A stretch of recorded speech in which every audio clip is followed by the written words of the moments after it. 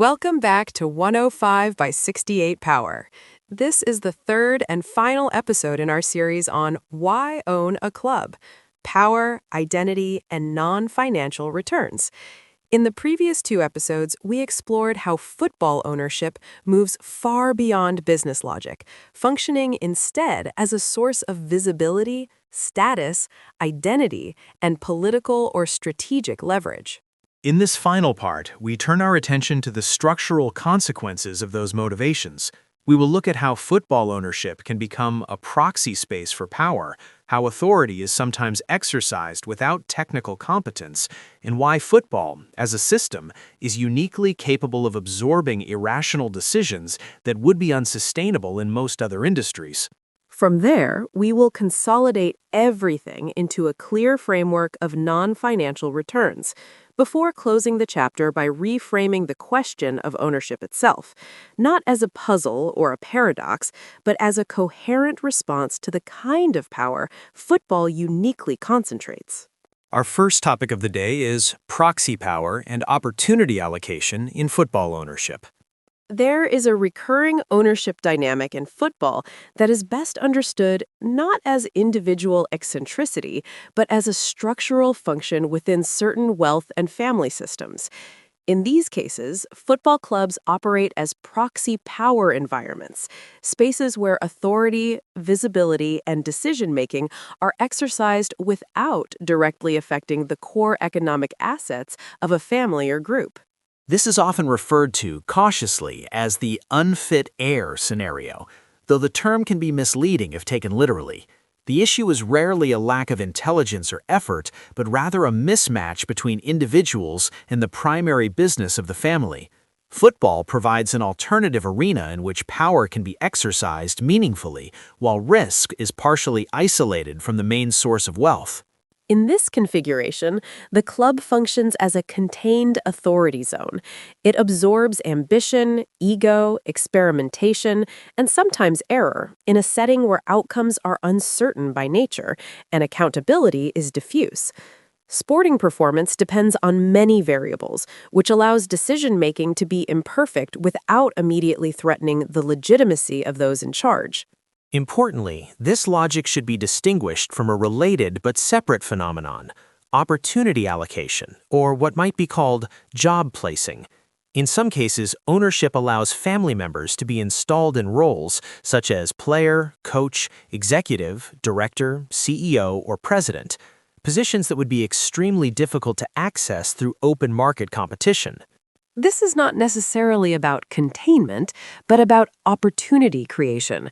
Football clubs offer a unique combination of prestige and flexibility, where roles can be shaped, protected, or justified through loyalty, long-term vision, or identity arguments, rather than strictly through credentials or prior experience.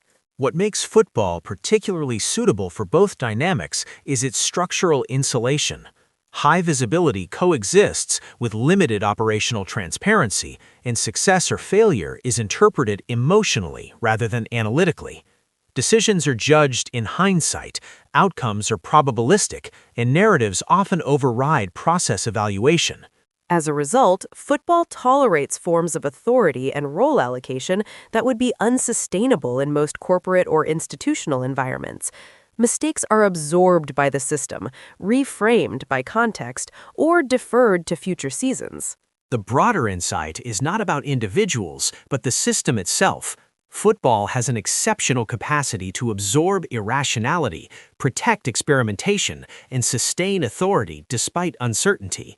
This makes it uniquely attractive not only as a sporting enterprise, but as a governance buffer within wider family, economic, and power structures. Control without competence, the football exception. One of the most distinctive characteristics of football ownership, and one that sets it apart from most other industries, is the degree to which owners can exert substantial influence without possessing deep technical competence in the core activity of the organization. In football, authority and expertise are not structurally bound in the same way they are in manufacturing, finance, or technology-driven sectors. This is possible largely because football is an opaque system to outsiders. The technical complexity of the sport, spanning tactics, recruitment, performance, psychology, and randomness, makes it extremely difficult for external observers to establish clear lines between good decision-making and bad outcomes. As a result, competence is hard to measure, and incompetence is even harder to prove conclusively. At the same time, football outcomes are inherently probabilistic. Matches are decided by a small number of events. Seasons can turn on marginal moments, and performance is influenced by factors that are only partially controllable. This uncertainty weakens the feedback loop that in other industries would quickly expose flawed leadership or poor strategic choices. Because results are unstable and often volatile, failure can be reframed. A losing season may be attributed to injuries, refereeing decisions, fixture congestion, or simple bad luck. Even repeated underperformance can be absorbed into broader narratives about rebuilding cycles, long-term projects, or competitive imbalance. This narrative flexibility creates a unique governance environment. Owners can intervene frequently, override specialists, or reshape organizational structures without triggering the immediate credibility collapse that would occur elsewhere. Authority persists not because decisions are demonstrably correct, but because outcomes remain ambiguous. In many ways, football normalizes governance models that would be unacceptable in most professional contexts. Centralized decision-making, blurred responsibilities, emotional interventions in role overlap are tolerated and sometimes even expected because the system itself diffuses accountability. Importantly, this does not mean that competence is irrelevant. On the contrary, well-run clubs tend to perform better over time, but the system allows prolonged periods in which poor governance is masked by randomness, loyalty, or hope. This delay between cause and effect is what makes football particularly attractive to owners who value influence and control over technical mastery. The football exception, then, is this gap between authority and competence. It's a space where power can be exercised visibly and continuously, while responsibility remains distributed and outcomes remain contestable. That combination is rare, and it helps explain why football ownership continues to attract individuals and structures that would struggle to operate in more tightly regulated or performance-driven environments. On to the next topic, non-financial returns, a structured summary. Having explored the many dimensions of football ownership, it becomes possible to step back and look at the overall picture, not through isolated motivations, but through the combined set of returns that owners consistently derive from the asset. When viewed this way, football ownership appears far less irrational than it initially seems. What owners actually gain is not concentrated in a single benefit, but distributed across several interconnected forms of value. Visibility is often the most immediate. Ownership ensures permanent presence in public discourse, with attention renewed through the cyclical rhythm of matches, seasons, and events. This visibility is continuous rather than episodic, and it does not depend on active communication. Influence follows closely. Through the club, owners gain the ability to shape conversations, signal priorities, and intervene symbolically in debates that extend well beyond football. This influence is rarely formal, but it is persistent, and it operates through recognition rather than authority. Access is another central return. Football ownership opens doors to political, economic, and cultural networks that might otherwise remain closed or slow to penetrate. The club acts as a connector, reducing distance between actors and creating opportunities for interaction within a legitimized social framework. Legitimacy underpins all of this. Association with a football club confers acceptance, particularly in contexts where wealth alone may be viewed with suspicion.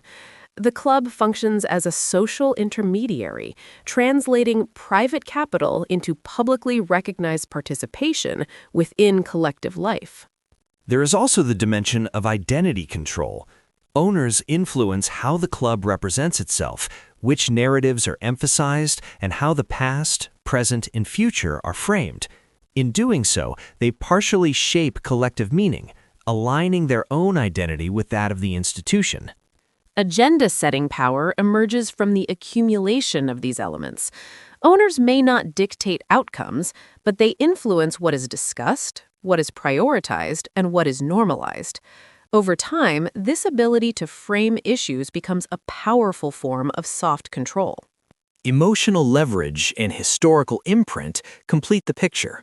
Football embeds owners into moments that are remembered, debated, and transmitted across generations. Financial transactions fade, but victories, crises, and symbolic decisions endure. The key takeaway is that these returns are non-liquid. They cannot be sold instantly, valued precisely, or hedged easily. Yet for many owners, they are more stable, more resilient, and ultimately more valuable than cash, which helps explain why football ownership continues to attract capital long after its financial logic has been exhausted. 12. Closing synthesis. As we come to the end of this episode, it becomes clear that the original question we started from may never have been the right one. Asking why someone would buy a football club implies that the decision should be judged primarily through a financial or operational lens, and that assumption, as we have seen, obscures far more than it reveals. A more accurate way to frame the issue is to reverse the perspective. Not why would anyone buy a football club, but why would someone seeking visibility, influence, legitimacy, and long-term positioning choose to ignore an asset that concentrates so many of these elements in a single structure? From that angle, football ownership appears not as an anomaly, but as a rational response to the type of power it uniquely produces. Once motivations are understood as non-financial, many ownership behaviors that seem irrational begin to make sense. Persistent investment despite losses, emotional intervention in sporting decisions, resistance to delegation, or tolerance for instability are no longer exceptions, but logical consequences of the returns being pursued. This also explains why football ownership is often marked by tension. When power, identity, and visibility are at stake, decisions are rarely neutral or purely technical. They are shaped by the same forces that make the club attractive in the first place. And this brings us directly to the next step in the series. If ownership is driven by speed, control, and personal authority rather than financial discipline, then the structure of ownership itself becomes decisive. In the next episode, we will focus on a specific and very common model, examining how it shapes decision-making and risk from the inside. This is 105 by 68 Power.